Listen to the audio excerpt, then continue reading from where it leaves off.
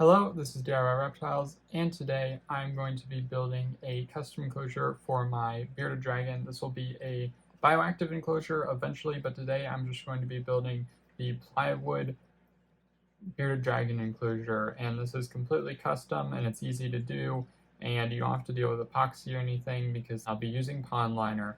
So that's what I'm going to be doing today, because for a while I had them set up in a bioactive 55 gallon and that just wasn't wide enough, and I wanted to get them out of that. So I hope you enjoy this DIY project. I honestly don't want them to be in this 55 gallon any longer, so we're going to build an enclosure that's wider and a little bit taller.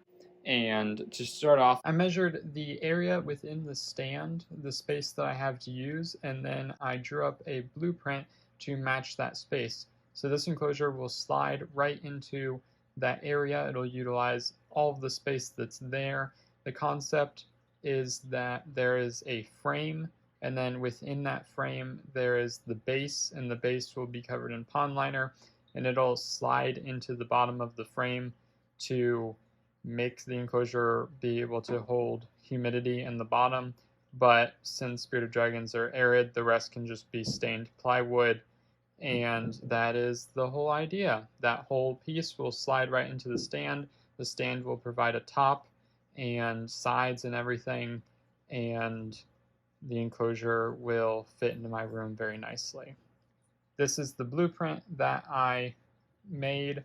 I measured everything out like I said, and then I marked it everywhere, so then I could create a list of what I needed for the front, what I needed for the sides and back, and what I needed for the base. And then I cut all those pieces out. I used scraps as well as 1 or 2 sheets of plywood, of 1/2 inch plywood. That's what I used for this project, is 1/2 inch for everything. And then I just assembled it. I started out with going through the scrap material out in our garage. We keep basically any wood that is worth keeping, and what's not worth keeping we burn because we have a wood burning stove.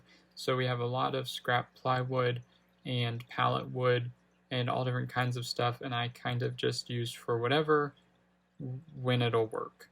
And that's what I went ahead and did, and I tried to find pieces that I could make to fit into the dimensions that I had in the lists that I had, and I worked from there instead of being like, let's do the front and then the sides and then whatever. I just cut what I could. And then we had the plywood that I bought. I believe I bought 2 1/2 inch 4x8 feet plywood sheets. I used 1/2 inch because structural support isn't the most important thing here, and I didn't want it to be super heavy. So I don't know if I could have gone thinner, but I wanted some, structural support, but I definitely didn't want to go thicker because they would be far, far too heavy. I didn't end up using both sheets, but I believe I used all of one and like part of another, and I probably also had some plywood as well. And here I'm using the circular saw.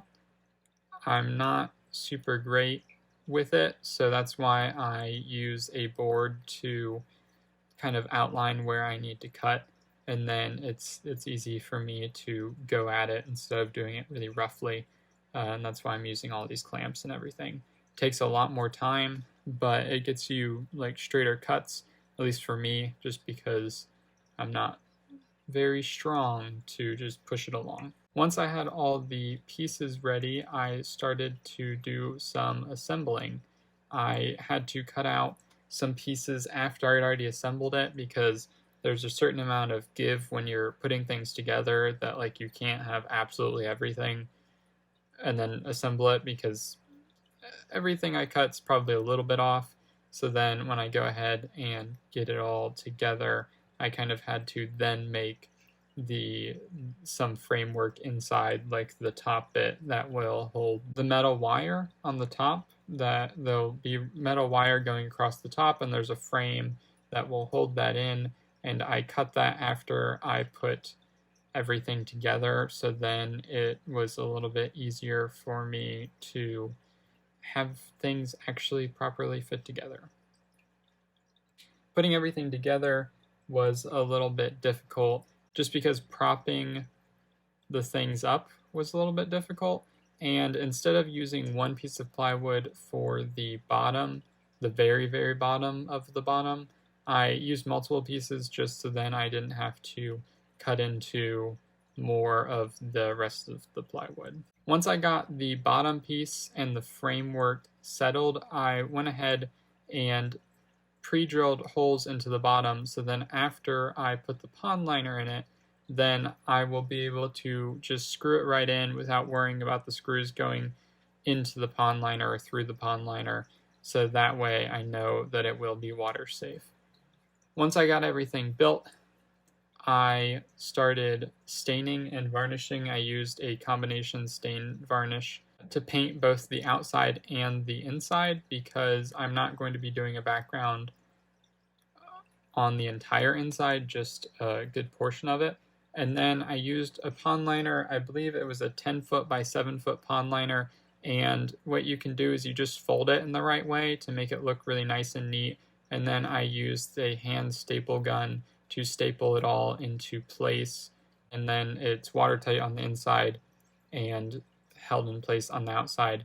Then I installed the front piece. The front piece isn't really connected to the rest of the framework, so I had to cut a small piece, like a 1/8 inch piece, to slide in between the front piece and the thing that's covered in pond liner, the bottom, so then I could use a nail gun to properly nail that in place. And then I also did wood glue on the sides of that front piece, and I used silicone. At this point in the build, there's a lot of stuff I can do. The question that I've been trying to figure out is what I should do next. So first I need to do the drainage layer. So then from the drainage layer I can do the background without restricting my space.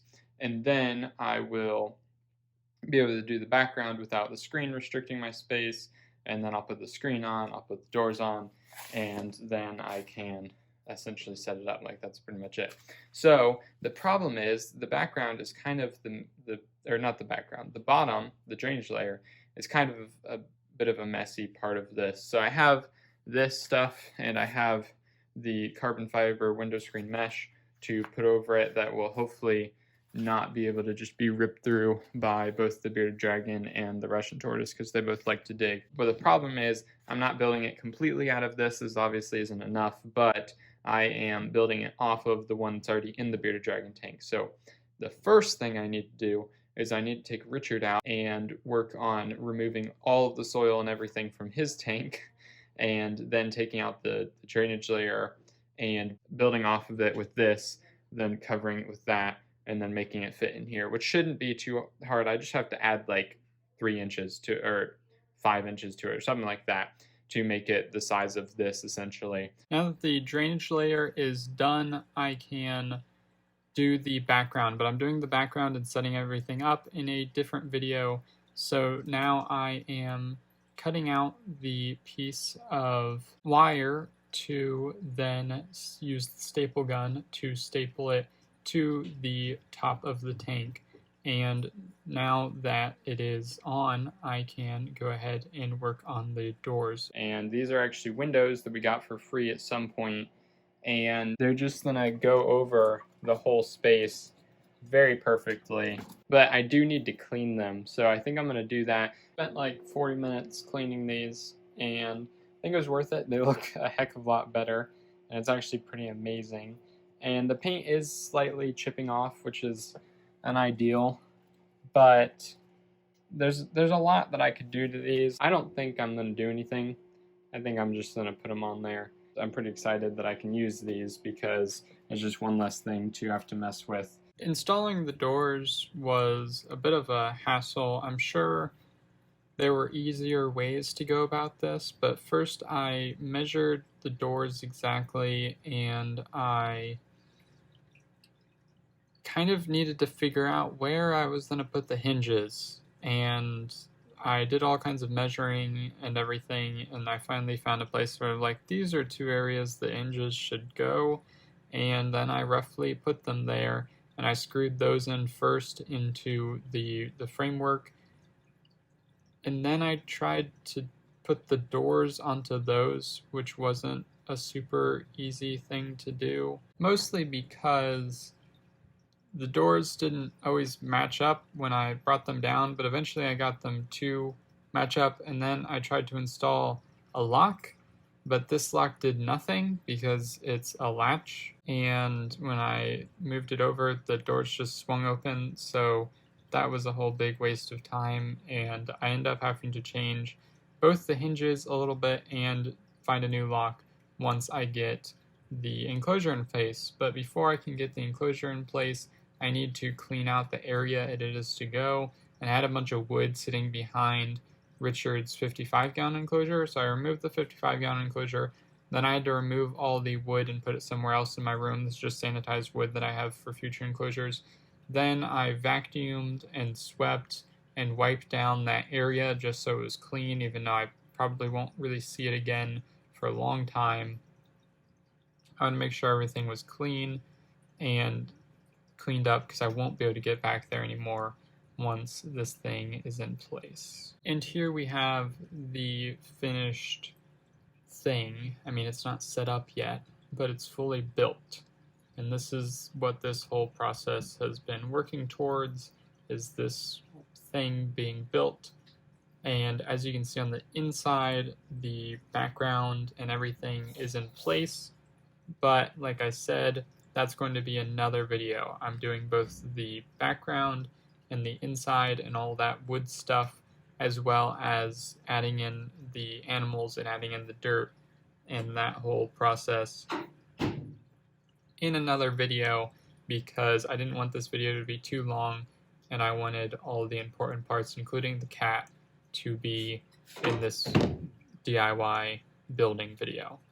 So here that we have the space, I asked my dad to help me move it into place, and it wasn't like perfectly easy to move into place, but it fit so surprisingly well, except for these very front pieces. I made them a little bit too tall, unfortunately, and my solution to that was to cut them off.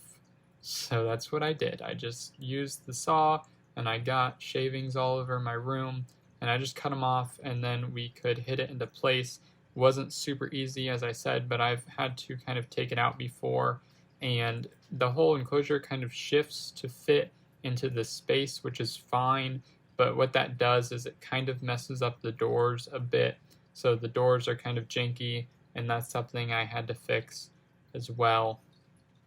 But I had to stain that little bit from what I cut off, so I had to fix that up a little bit, and then I need to fix the doors and the hinges, and I added the lights, and I added the dirt, and I added the animals and everything, and I spent a lot of time making the doors kind of just right.